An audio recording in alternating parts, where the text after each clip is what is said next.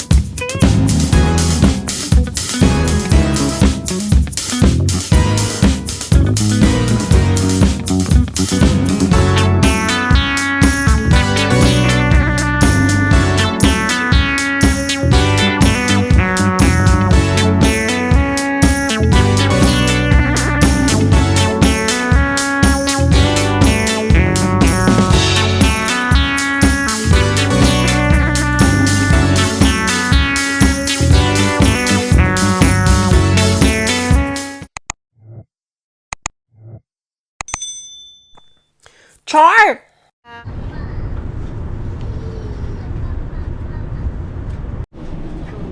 Hey guys, we're now here in Bratislava.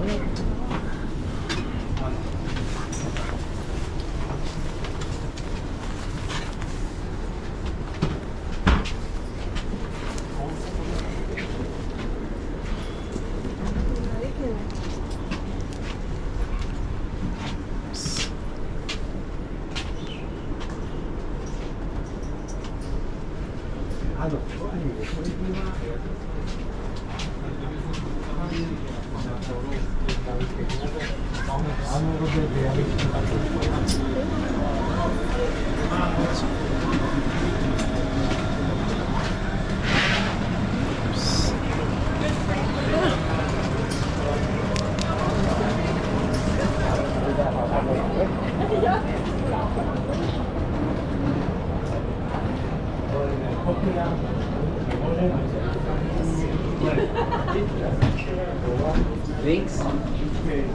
Dito tayo.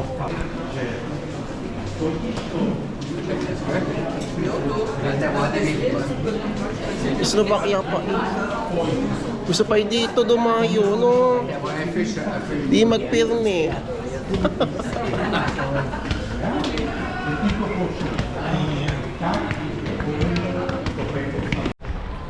Hello mga kababayan, this is Ride. You are watching again my vlog for today's episode. For this day guys, we're here now in Slovakia, yes. Oo, ayan. So meron tayo day tour dito sa Bratislava, Slovakia. And ang oras natin ay alauna na po ang tanghali. Oo, magkagala tayo dito. Another country na naman ang pupuntahan natin. From Vienna to Slovakia. Oo, magkagala tayo for the whole day. At ating aalamin ang mga magagandang puntahan dito sa Slovakia. Yes, I'm so excited na malibot yung old town nila dito, yung Chumin. Yeah, sikat na sikat dito yon. Pupuntahan natin yan. Gusto kong makita yan. And ayun, yun ang gagawin natin for today. I hope na mag-enjoy kayo sa ating panibagong vlog sa isang panibagong bansa. Oo. Yan. So, ito na siya. So, nag-train lang po ako from Vienna to Bratislava. 1 hour and 20 minutes na biyahe. Tuloy-tuloy, go. Push na push. Nandito na tayo. So, medyo kinabahan lang ako ng slot kanina dahil nawala lang sa isip ko pala na mag-iiba nga pala yung roaming ko dito. Oo. Nandito na tayo, di ba? Ayan na siya. Bratislava pa tayo, no? So, actually, kahit walang tulog, push natin to. Inaantok na ako, sumasakit yung talagang ulo ko. Pero buti nila may baon akong gamot. At yung partos natin sa paa, kahapon pa ako lakad ng lakad. O ilang araw na. So, ayun, maglalakad-lakad muna tayo. And I'm excited na ma-share sa inyo yung ganda ng Slovakia. Yes. Tara na, let's go. So, Balkan din to, di ba? Slovakia, Balkan din. Oo, Balkan. So, another Balkan country to Slovakia, guys. Ang uunahin natin pupuntahan ay ang old town nila. Doon tayo magsisimula. Tignan natin kung ano itsura ng old town nila dito. Tsaka hanapin ko talaga yung Chumin.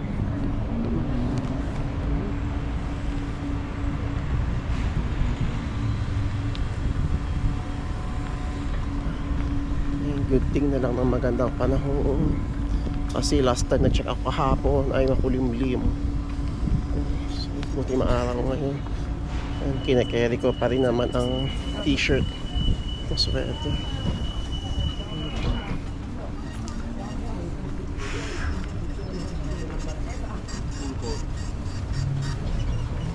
And wala pa rin ako gaano napapanood ng mga gumagawa ng contents dito. Oo, so hopefully kung makikita nyo itong video na to, hopefully makatulong din po kung gusto nyo bumisita dito. Kayang-kaya ang day tour, guys. Malapit lang naman to sa Vienna. Yes.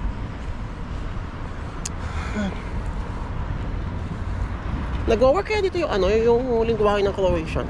Tingin mo, same din kaya sila. Dobar-dan. Kasi kahit sa Austria, guys, may barrier pa rin pala. Akala ko lahat ng tao nakakapag-English. May barrier din. May language barrier din. Dutch. May language nila doon. Hindi ko kala talaga ma-distinguish kung sino yung mga lokal. Kasi parang halo-halo, mix yung mga lahi nandoon. So, mahina ako dumistinguish ang lahi ng Austrian. Yes, anyways, ang mahalaga ay natapos natin ang ating agenda sa Austria at medyo wala na akong iisipin sa mga sa mga papers natin.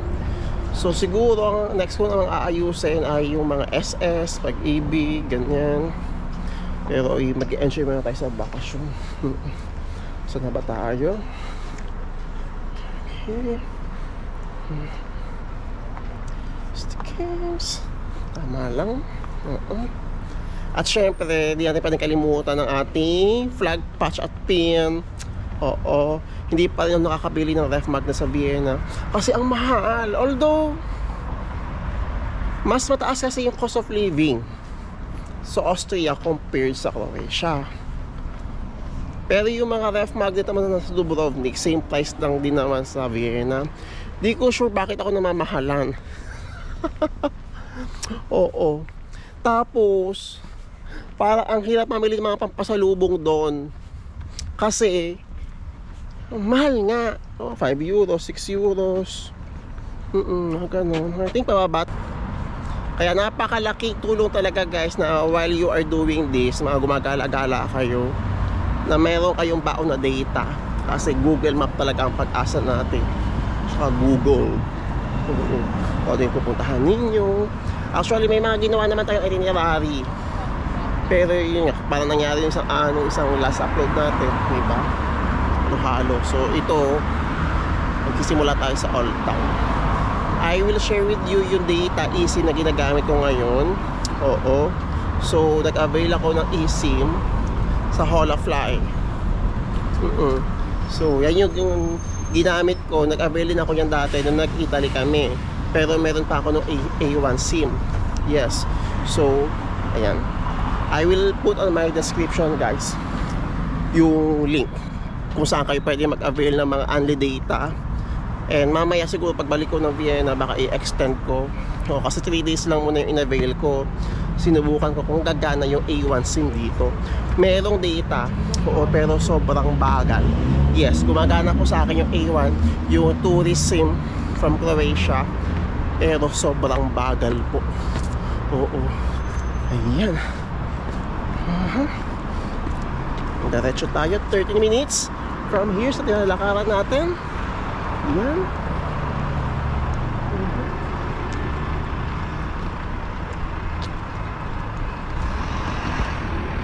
Talagang kumukhaan yung mga kabataan dito.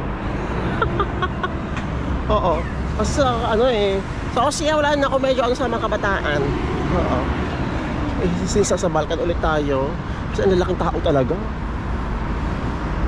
Ayan.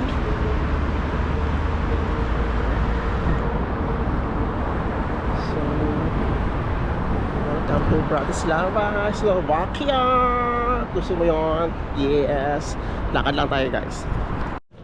Okay, guys. Ayan. Tayo po ngayon ay nasa loob ng Slovakia Old Town. Yes. Diba? Welcome to Slovakia, Bratislava Old Town. And mamaya tayo titingin ng mga souvenirs. Yeah, i-enjoy ko muna yung mga picture-picture dito. And yung mga pwede nating puntahan. Tapos gagala ko kayo. So yeah, napuntahan natin to. So kung sa Dubrovnik meron tayong Ploče, ano ba? Ito, Michael's Gate, tawag nila dyan, yung main entrance dito sa loob ng old town nila. Yeah. So mas mura ata dito yung mga souvenirs.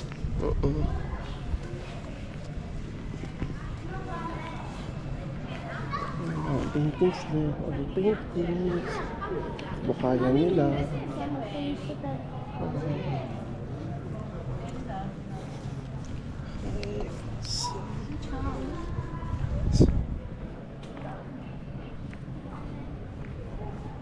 Okay, so yan, tayo po ay nakalabas na ng souvenir shop. So bumili ako ng souvenir shop dito. So later, papakita ko sa inyo yung mga nabili natin. Yes, so tara ngayon maglakad-lakad ulit. Para maghanap ng ating mga pwede papuntahan dito at ating sulok-sulukin ang Old Town. Tapos tingin tayo baka mag-lunch tayo or what. Dahil alas 2 na po ng hapon dito. Dubrovnik, Croatia.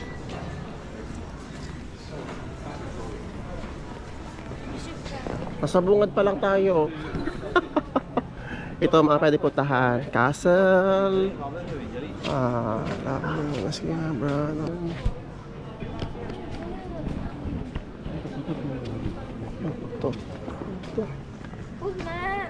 Ito muna tayo. Sige.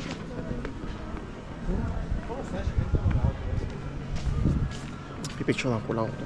Napaka-picture dito. Okay. Bratislava pa eh. Gusto pa dito dumayo. Ngayon. Alam mo yaman. Minsan lang kasi tayo gagala. Sulitin na natin.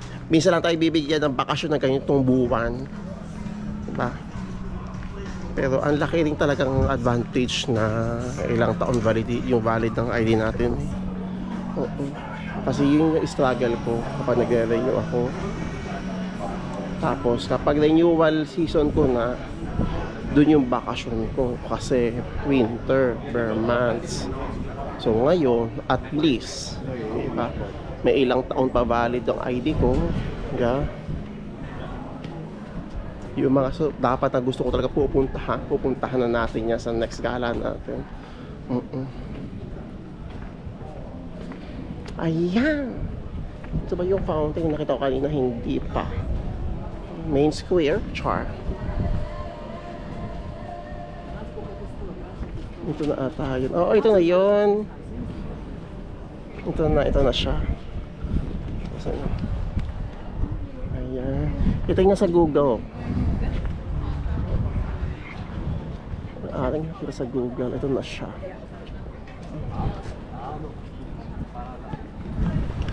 Medyo maginaw din. Oo. Kita kayo. Ito guys, nakita ko na siya. Souvenir. Ayan. Yung isa sa pinakasikat na attraction dito sa loob ng Old Town. Nakakatuwa daw kasi siya. I don't know kung totoong tao siya or basta ganun. So, ayan.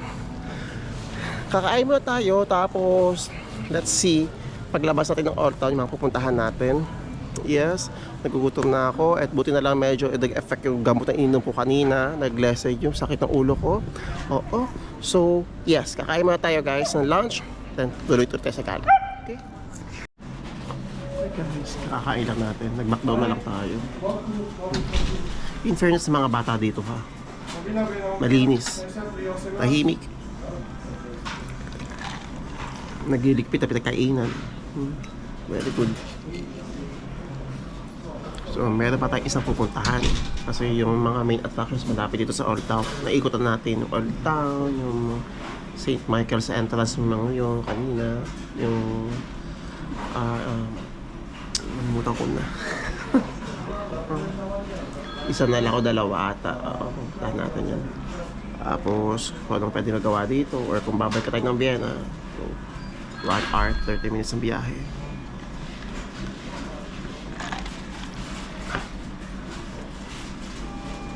Dami. Lamig ako.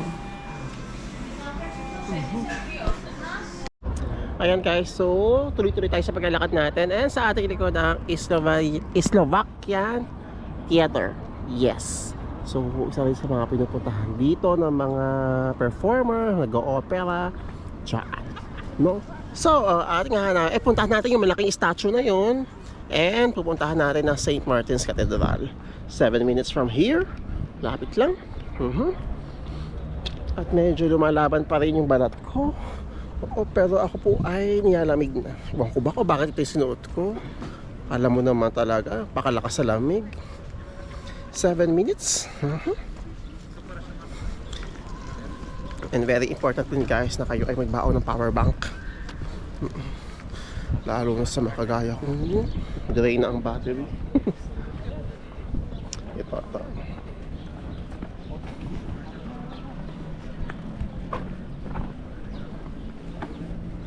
Kita niya ba? Yung malaking statue na yan. Yaroslav. So, ang language ito ay Slovak. Pero, hindi super similar sa Croatian language, Slovatsky. Kaya, hindi natin magamit yung mga dobardan dito. Ganda, oh. Ayan. Sino si Yaroslav? Oo, kita niyo ba?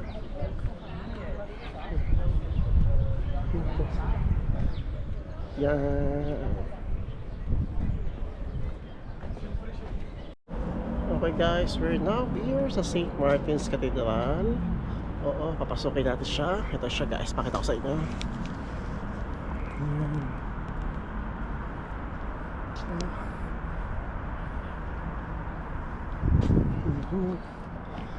Diba? Kaka-google lang natin. Napaka-important talaga na meron tayong itinerary. At least, meron tayong mga sure na pupuntahan. At Google Map. Yeah. Kailangan talaga ng malakas ang data. Yung unlimited.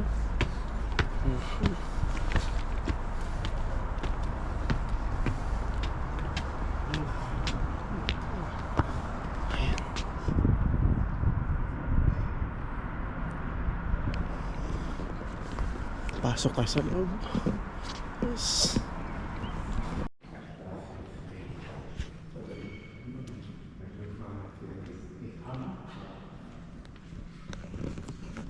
So we're now here guys sa loob ng St. Martin's Cathedral.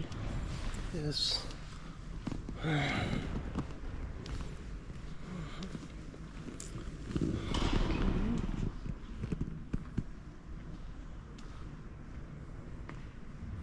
Thank you Lord ulit po. Salamat po. Mary.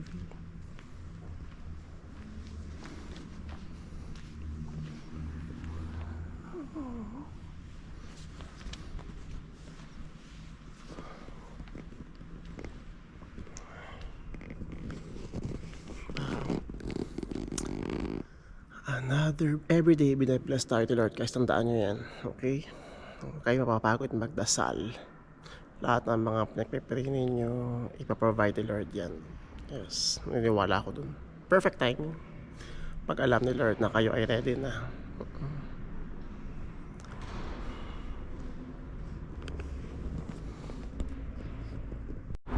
Okay guys, ang ating last stop for today. Pupunta tayo ng Rad Castle.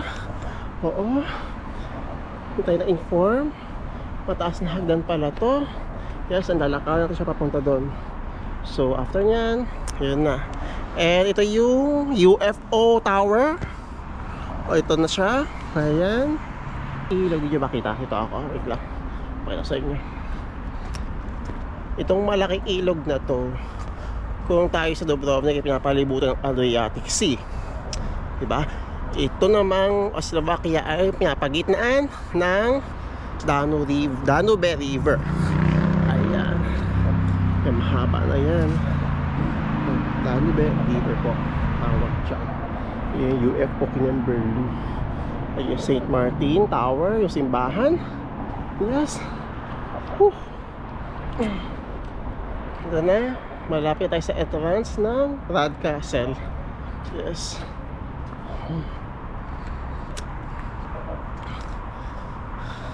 And after nito, bahala na tayo kung ano mangyayari. So, abangan nyo pala ang next destination natin sa mga ilang araw. Kung saan tayo susunod na pupunta.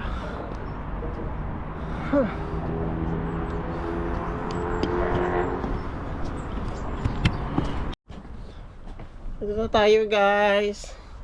Nakakita natin siya.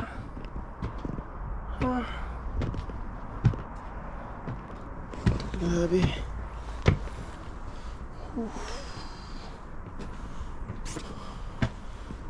Yan. So, again, ito po ang Rad Castle dito sa Slovakia. Yes. Nakakapagod ang lakarin, pero worth it siya. Pag akyat natin ang taas. Oo. Kaya inisip ko na lang, pababa na naman. Okay lang yan, carry yan. Oo. As in, yung binti ko talaga. Ilang araw na tayo lakad ng lakad. Ito na ang itsura ng Rad Castle.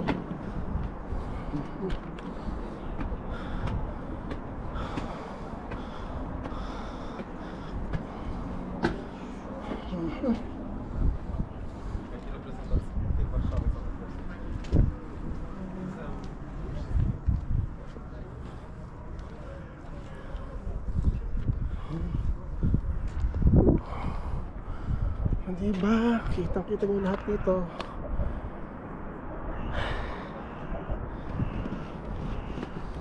Oh, finally, we made it sa Rad Castle, guys. Yes. Thank you, Slovakia, sa experience. And I hope mapuntahan nyo rin to, guys. Don't worry, alam ko mapupuntahan nyo rin to. Diba? Para tayo nag-hiking. Okay, guys, ayan. So, nakakita natin itong Rad Castle. Yeah, so that's all for today. I hope nag-enjoy kayo sa ating vlog for today. And yon, sabi ko nga kanina, abangan ninyo yung mga iba pang pupuntahan natin sa mga susunod na araw. Yes, maraming salamat po sa pagsama, sa mga paggala natin, sa mga na-discover natin, sa mga napuntahan natin. And I hope po na nag-enjoy kayo kahit paano sa ipunan ko rin contents for you. Oo, request ninyo travel vlog. Ito na po yon. So maraming salamat po sa support po ninyo sa mga contents na na-upload ko and sa mga i-upload ko pang mga contents. Maraming salamat. So nag-aalas 4 na po ng hapon ngayon dito at sobrang lamig talaga. lamig na ako. Oo, baka bumili ako ng isang jacket kasi wala po talaga akong dalang jacket. Yes, ito lang talaga, ito na siya. So maraming salamat, guys. If you have any more questions or suggestions, i-comment nyo lang. Malay nyo yan ang ating maging next content sa ating channel, sa ating next vlog. Yes, maraming salamat. Thank you. Ayan, Slovakia, sana other experience na hindi ko malilimutan buong buhay ko. And ayun, I hope na naging masaya kayo sa araw na to. Yeah, we will look forward pa sa mga more travels pa. And I hope na sa inyo mga nanonood, di ba? Kung gusto niyo akong kasama, oo, naway magsama-sama tayong lahat mag-travel, ba? Mas masaya 'yon. Yes, so again, guys, maraming salamat and good luck sa mga naghihintay na kanilang mga working permits and visas. And let's keep continue on praying na magbalik normal na yung mga operations lalo na sa Middle East. Yes, again, guys, good luck and see you soon around Europe. Ciao. Anong magagawa?